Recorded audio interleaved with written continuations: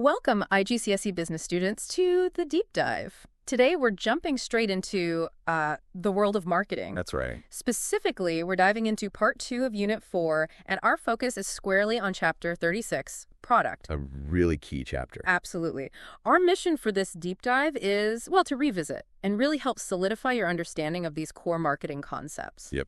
Get those foundations strong. And as always, remember you can find even more valuable resources for your studies over at www.igcc-business.weebly.com. Definitely check that out. So when we talk marketing, the product, it isn't just part of what a business offers, is it? It feels like it's the absolute center, the core. It really is, yeah. Whether it's, goods you can actually touch or services you experience, these products are meticulously designed, developed, they get named, packaged. Right. But the journey doesn't stop there. They also have this life cycle, the continuous evolution, maybe even a complete rethink sometimes to hit those sales goals and, stay relevant. That continuous evolution, it really highlights that the market doesn't let you stand still, does it? Not at all. Complacency is punished, definitely. So for our students listening, before we really get into the weeds, why is the product seen as the absolute foundation, especially when we talk about the marketing mix, the 4 Ps? That's a great question, and it's so critical to grasp. The 4 Ps, as you said, product, price, promotion, and place, they're all crucial, no doubt. Right. But the product, it's foundational because, well, without something desirable, something well-designed that actually meets customer needs, the other Ps just don't matter as much. You can have the best price, the slickest ads, the perfect distribution, but if the product itself isn't right, it just won't fly. Right. It's the core offering. Everything else spins around that. That makes total sense. So if the product's the foundation, doesn't just appear out of thin air, right? Yeah, definitely not. I mean, every single thing you use, your phone, a snack, it's been on quite a journey before it gets to you. What's maybe the most surprising challenge businesses hit when trying to bring an idea to life? Ooh, good one. Often, I think the most unexpected challenge pops up in the analysis and development stages. Really? Yeah. You might have this absolutely brilliant idea on paper, but then the reality check comes, is there actually enough market demand? Is it technically even possible to make it affordably? Or just the sheer number of tweaks and changes needed during development? That can be a huge hurdle. A lot of ideas, even really good ones, get filtered out there because they just don't quite fit the business's current setup or what the market truly needs. Okay, so let's break down that journey. What are the key stages? Right. So there are basically 5 key stages. First up, generating ideas. The starting point. Exactly. The initial spark. Yeah. And these ideas, they can come from, well, anywhere. Business owners, customer feedback, which is invaluable, keeping an eye on competitors, or dedicated R&D teams. It's a real brainstorming phase. After that, as I mentioned, comes analysis. This is where the ideas face their first proper test. The reality check. Yep. Businesses look hard at marketability. Is there a real demand? Technical feasibility. Can we actually make this work? Legal stuff. Does it comply with regulations? And crucially, does it fit with what the company already does? It's strategy. Makes sense. A lot of promising concepts get weeded out here. Then stage 3 is development. This is where ideas start becoming, tangible. Getting real. Yeah. You're creating simulations, building models, making samples, doing initial tests. It's very iterative. Lots of changes, lots of modifications. That's just part of the process. It can be demanding. I bet. Once you've got something developed, you move to test marketing. Yeah. So you launch the product, but only in a small representative slice of the market. Like a trial run. Exactly. The goal is to get real-world feedback. See how actual consumers react before you go all in with a big launch. It's vital for fine-tuning. Right. And finally, commercialization and launch. Yeah. The final touches stage. Might involve more tweaks based on that test marketing, finalizing the big marketing plan, and then the national launch. Often with a big splash. The big reveal. Yeah. But it's sobering to remember that even after all that work, a lot of products still fail, even at this late stage. Wow. That iterative process sounds so hands-on. And you mentioned real-world examples, like Best Home. Their designers actually go into people's homes. Yeah, it's a great example. They want to understand needs firsthand, current and future.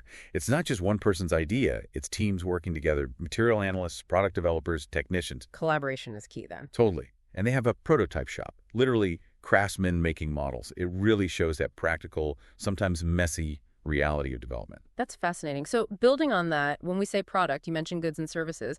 Can we just clarify that distinction for everyone It's listening? a really crucial distinction. Yeah.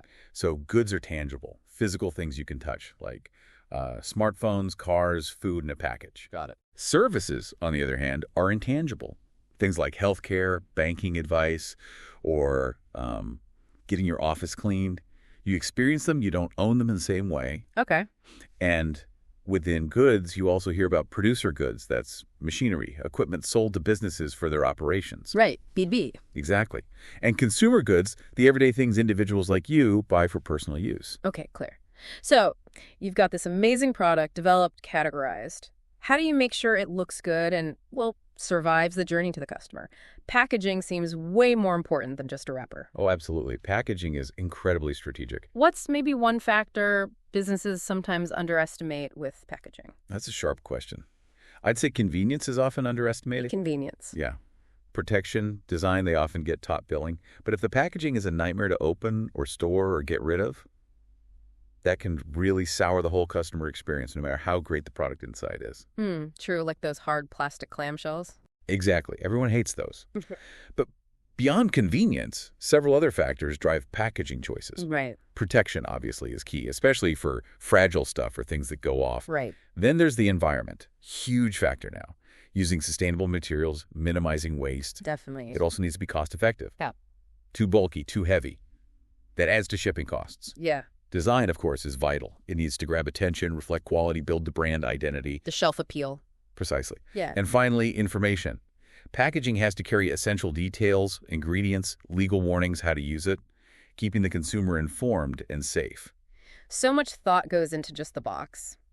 Okay, this leads nicely into the product life cycle, the PLC. I find this really insightful because it shows products aren't static, they evolve. Exactly. Like living things, they have a life cycle. It's a concept showing how sales typically change over time.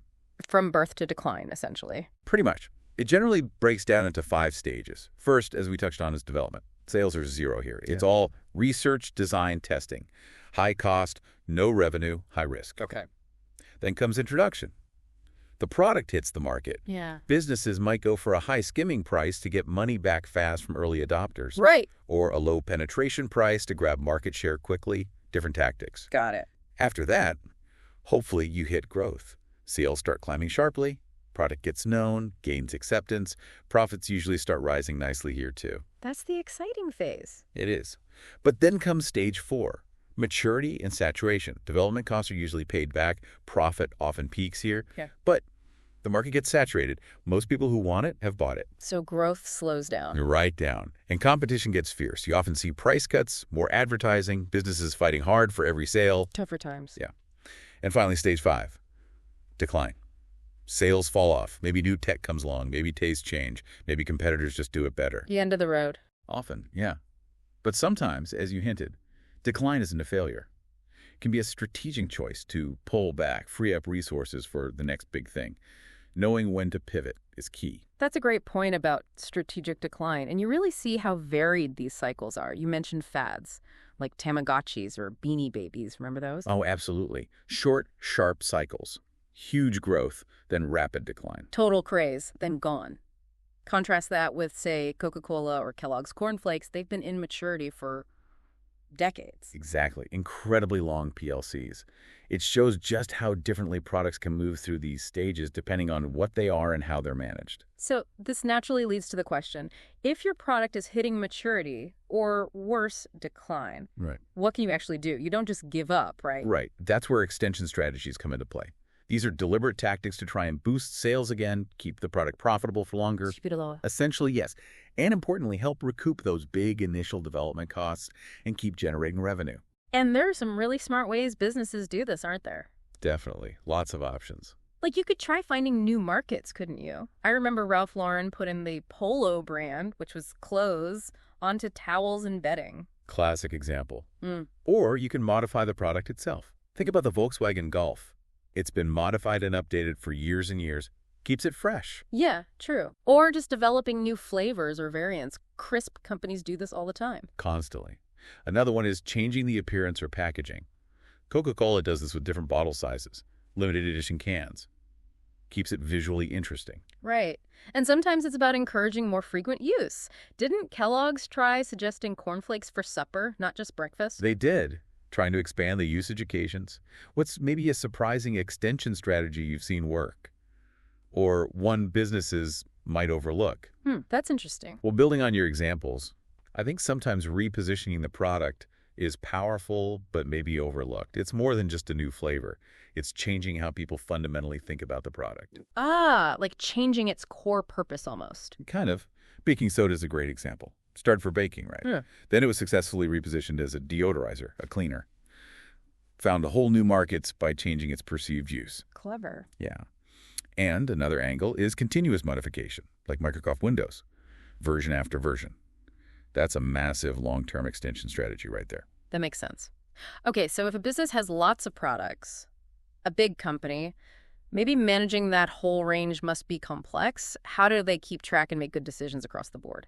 That's exactly where the Boston Matrix comes in handy. It's a tool to help manage that product portfolio. Right, the grid thing. Exactly, the 2x2 grid. It categorizes products based on two things: their market share, how much of the market they control, and the market growth rate of the industry they're in. Okay. And it helps businesses make those tough strategic calls. Which products to invest more in, which ones to just maintain, and which ones might need to be, well, phased out. So let's break down those 4 boxes in the grid. What are they? Okay. First up, you have stars. These are products with high market share in a high-growth market. Sounds good. It is. The benefit is they're valuable, great potential for future growth. The drawback, or maybe the implication, is they need significant investment to keep them growing and fend off competitors. You can't just coast with a star. Right. Got to feed the star. Precisely. Then you have cash cows. High market share, but in a low-growth market. Okay, so established, but not much more room to grow. Exactly. That's the huge benefit. They generate steady, strong income. They often fund the stars and other ventures. They don't need much more investment themselves. The money makers. Yep. The danger, though, is becoming too reliant on them and forgetting to innovate for the future. Okay. What's next? Question marks. Sometimes called problem children or wildcats. These have low market share, but they're in a high-growth market. Tricky one. Very. The potential benefit is they could become stars if you invest heavily and make the right moves.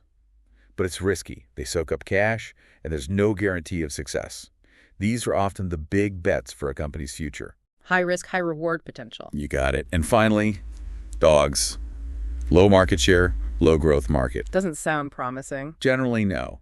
There's usually not much benefit. They don't earn much, might drain resources. The usual advice is to divest or discontinue them. Free up that money management time. Unless. Well, sometimes there's a niche reason to keep one, maybe completes a product line for certain customers, serves a tiny loyal group, or is just super cheap to maintain. But usually, their time is up. So the big picture goal for a company using this matrix is to get a good balance, right? Enough cash cows funding things, some stars growing, maybe a few carefully chosen question marks they're betting on. That's the ideal, yeah. A healthy portfolio that ensures current profitability, but also fuels future growth and new product development. It's about managing that whole ecosystem. Makes sense. Okay, fancy a quick quiz to see if everyone's been following along? Let's do it. Fire away. All right, students, get ready. Question 1. The first stage in the product life cycle is called, is it A, introduction, B, growth, C, saturation, or D, development? Okay, the answer there is D, development. Remember, that's the stage before launch, where all the research and design happens. Sales are 0. Got it. Question 2. In the Boston Matrix, a product with a low market share but high potential for growth. What's that called? A, dog, B, star, C, question mark, or D, cash cow? That one is C, question mark. Low share currently, but in a fast-growing market. So, potential, but uncertain, needs investment. Perfect. Question 3. Which of these is an example of a service sold to businesses? A, smartphones, B, office cleaning, C, machinery, or D, fuel for lorries? The answer is B, office cleaning. That's an intangible service provided B2B. The others are tangible goods. Excellent. Last one, question 4. Which of the following is an element of the marketing mix? A, profit, B, cash, C, price, or D, money? That should be straightforward. It's C, price, one of the essential 4 Ps. Product, price, promotion, place. Brilliant. Well, that brings us towards the end of this deep dive. We've really unpacked the product element of marketing today. We certainly have. From its birth through those development stages, its journey on the life cycle roller coaster, those clever extension strategies, and managing the whole family with the Boston Matrix. It's definitely not static. Not at all. Yeah. And understanding all this, it's not just for your exams, though it's vital there, of course.